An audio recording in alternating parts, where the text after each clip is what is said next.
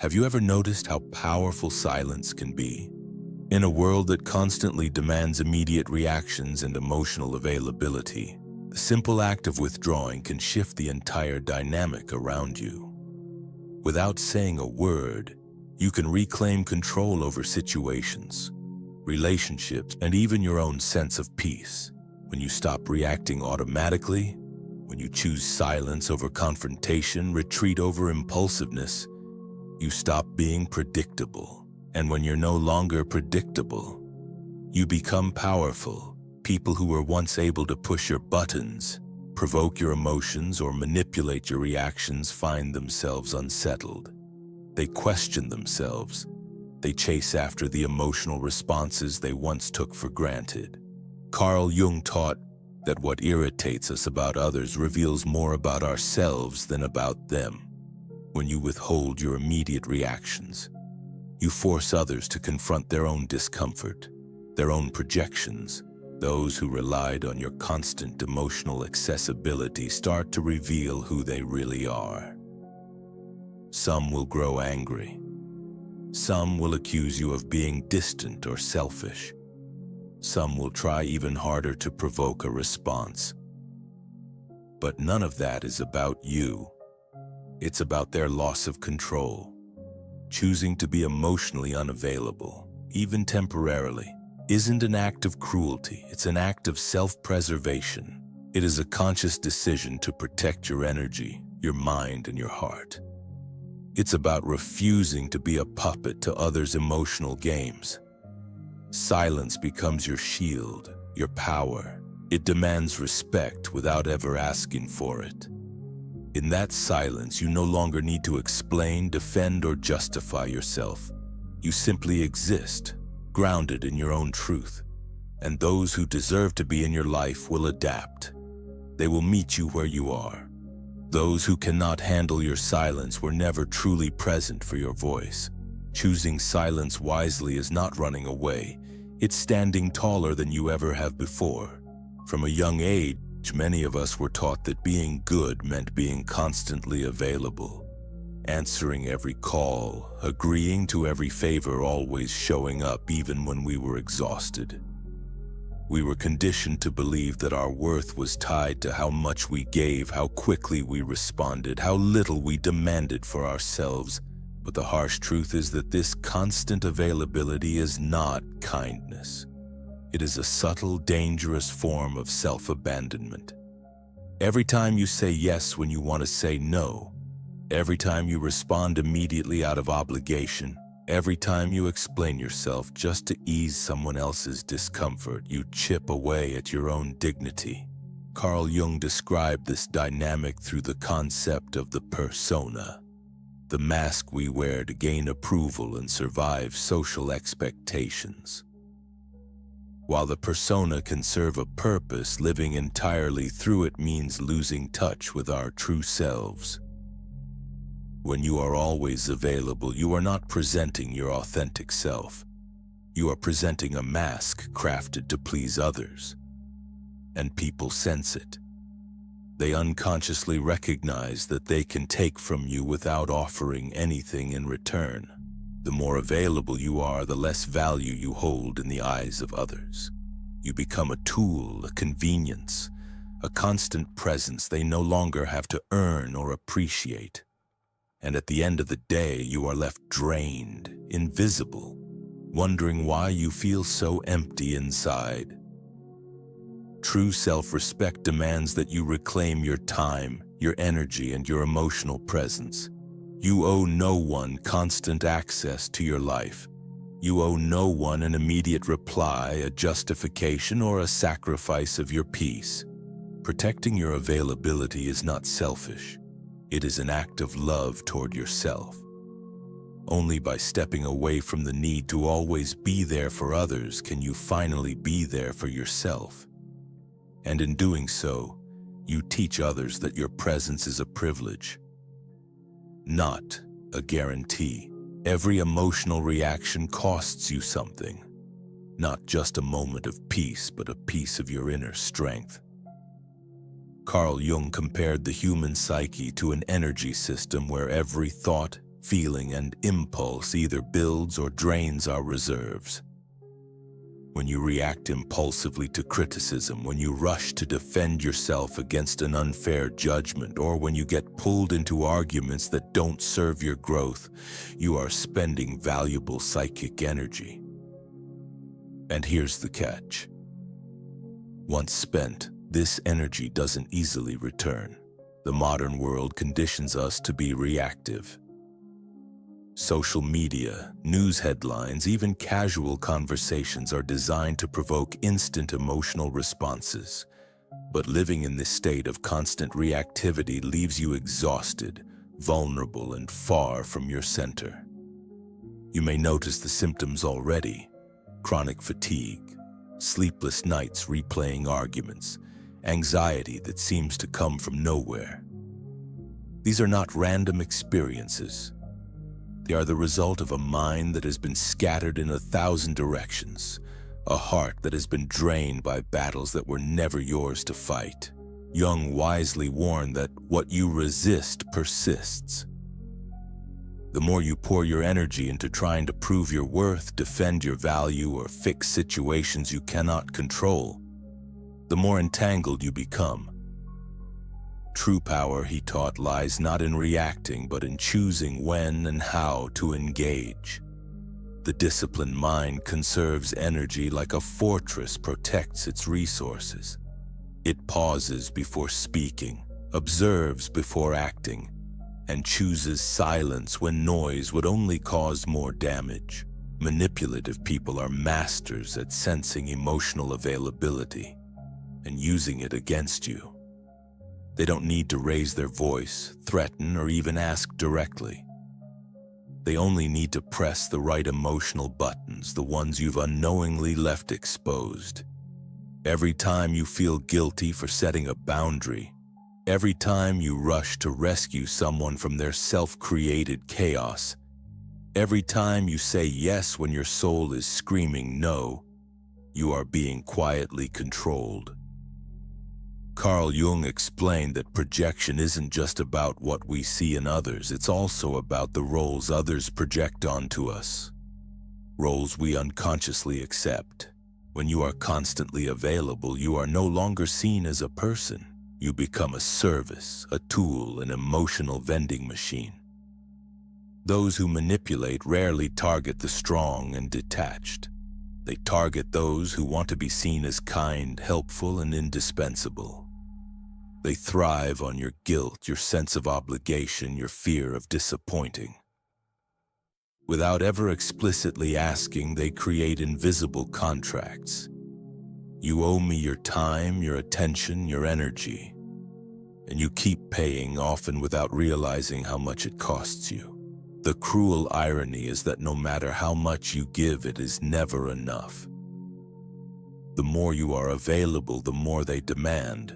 The moment you hesitate, you are accused of being selfish, cold, or heartless.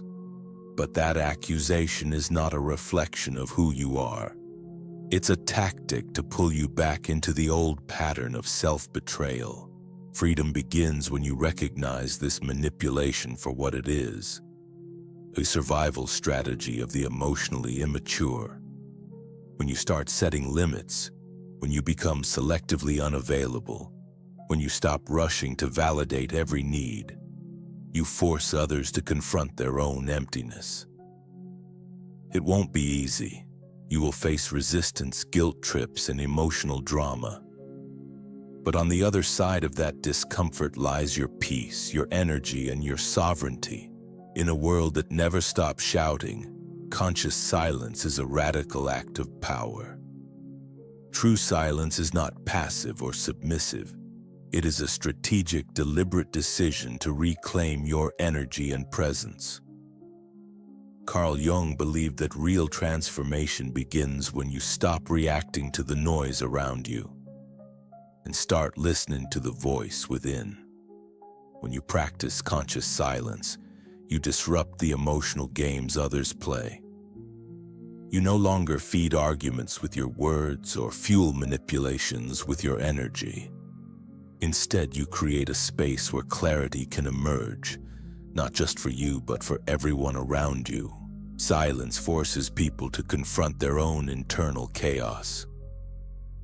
When you refuse to react, those who depended on your predictability are left facing a mirror they cannot escape. Your silence becomes a reflection of their neediness, their anger, their emptiness. It is uncomfortable for them because without your emotional responses, they can no longer avoid themselves. Some will accuse you of being cold or arrogant. Others will retreat altogether, but none of that is your responsibility. True conscious silence is not about withholding love or building walls. It's about preserving your sacred energy. It's about choosing when to speak and when to withhold, not out of fear, but out of strength. Every moment you stay silent instead of engaging in meaningless conflict, every time you choose peace over proving a point, you are building an inner fortress. A place where you are no longer at the mercy of others' emotions. Mastering silence is mastering yourself. It is the art of conserving energy for what truly matters. It teaches you that you do not owe anyone an explanation, an immediate response, or your emotional availability. In the quiet, you find your own voice. In the absence of noise, you find your true strength. And in choosing when to speak, you finally reclaim your power, not over others, but over yourself. True transformation begins when you stop wasting your energy on what drains you and start becoming selective with your presence. Carl Jung taught that the human psyche is like an energy system, and every thought, word, and reaction consumes a part of that precious energy.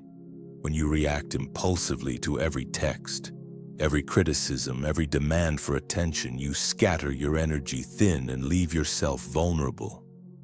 Emotional exhaustion is not a sign of weakness. It is a symptom of misplaced energy. You are leaking strength into situations, people, and dramas that do not deserve your attention. Becoming selective with your presence is not about arrogance. It is about survival. It is about recognizing that your peace, your mental clarity, and your emotional well-being are finite resources. You don't owe anyone unlimited access to you. You don't have to respond immediately. You don't have to explain your every boundary. You have the right to retreat, to choose your battles carefully, and to invest your energy only where it nurtures your growth. Learning to protect your energy starts with small, powerful actions. Delaying a response instead of reacting. Breathing before engaging in conflict. Saying no without guilt. Walking away from conversations that go nowhere. Turning off your phone without apology. Each of these moments is a step towards sovereignty over your life. And here's the beautiful part. When you start conserving your energy, you stop being emotionally available to manipulative people. Their games fall apart without your participation. Their power over you dissolves when you no longer react on command. Conscious unavailability is not coldness. It is an act of sacred self-respect. It means choosing where your soul lives moment by moment. In the silence you create by withdrawing from the noise, you will find a stronger, wiser version of yourself waiting. You will finally see that your energy is your true wealth, and protecting it is the beginning of reclaiming your power. After you choose to withdraw your constant availability, something extraordinary begins to unfold. The rebirth of your true self. At first, the silence feels unbearable. You second-guess your decision. You feel guilt creeping in, wondering if you are being too harsh, too distant. But stay with it, because in that silence you will begin to hear something you haven't heard in a long time. Your own voice. Carl Jung taught that true individuation, the process of becoming fully yourself, requires walking away from the noise of the collective. It requires a sacred solitude, where you are no longer defined by the roles others assign to you. but by the truth that rises from within. As you step away from the endless demands and expectations, you begin to reclaim the parts of yourself that you had abandoned to fit in. The loneliness you fear transforms into a deep connection with your own essence. It is in this solitude that clarity blooms. You begin to see which relationships were built on genuine connection and which were built on convenience. You realize that losing people who only valued the version of you that served them is not a loss at all. It's liberation. You discover that your peace, your authenticity, and your wholeness are far more precious than the fleeting comfort of approval. And this rebirth isn't just emotional, it is spiritual. You start shaping your reality from the inside out. You become less reactive, more intentional. You learn that real strength is not about controlling the world around you. It's about mastering the world within you. You no longer seek to be understood by everyone because you finally understand yourself. You no longer fear being alone because you are full within. And from this wholeness, a new kind of life emerges. One marked not by emotional exhaustion, but by inner freedom, depth, and unshakable peace. When you finally embrace your solitude and commit to protecting your energy, a deeper transformation begins. The full ownership of your life. You realize that freedom was never about doing whatever you want whenever you want. True freedom, as Carl Jung described, is about no longer being a slave to your unconscious patterns, your old wounds, or other people's expectations. It's about acting from clarity, not reaction. Choosing your peace over their approval. Choosing your truth over temporary comfort. At first, the silence of self-ownership feels overwhelming. Old fears surface. Fear of being misunderstood, judged, abandoned. You may lose relationships that were only held together by your willingness to betray yourself. But slowly you begin to see what you are losing are the chains, not the treasures. Those who truly belong in your life will respect your boundaries, your silence, your new strength. Those who don't will naturally fall away. And from that loss, something priceless is born. Sovereignty. You stop chasing explanations, validations, and apologies. You stop giving away your time, your energy, your soul for crumbs. You understand that not everyone deserves access to your heart. Not every invitation deserves a yes. Your absence becomes a powerful message, not of bitterness, but of self-respect. Carl Jung believed that the greatest privilege of a lifetime is to become who you truly are. And that journey begins the moment you stop offering yourself to those who only valued your availability. You no longer need to beg for love. You no longer need to prove your worth.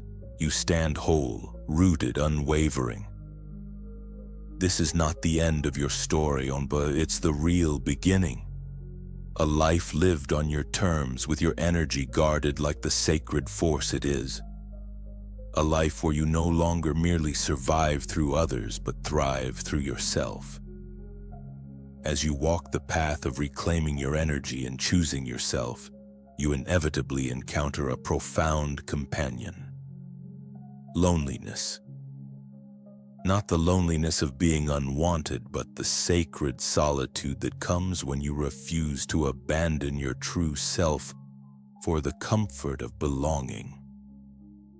Carl Jung taught that individuation, the process of becoming whole, demands a distancing from the collective. It demands that you choose your authenticity over the easy approval of the crowd. At first, this loneliness feels sharp, almost unbearable. You miss the old familiar roles you used to play. You grieve the relationships that dissolve when you stop being endlessly available. You wonder if protecting your peace is worth the isolation it brings. But slowly, a shift happens. The silence that once hurt begins to heal. The space that once felt empty starts to feel sacred. You realize that you are not truly alone. You are finally with yourself. In this solitude, you rediscover your voice, your desires, your forgotten passions. You learn that self-respect is not about being hard or unfeeling. It is about no longer negotiating your value in exchange for acceptance. You see that not everyone will understand your boundaries. Some will label you cold. Some will accuse you of changing. But that is not your burden to carry.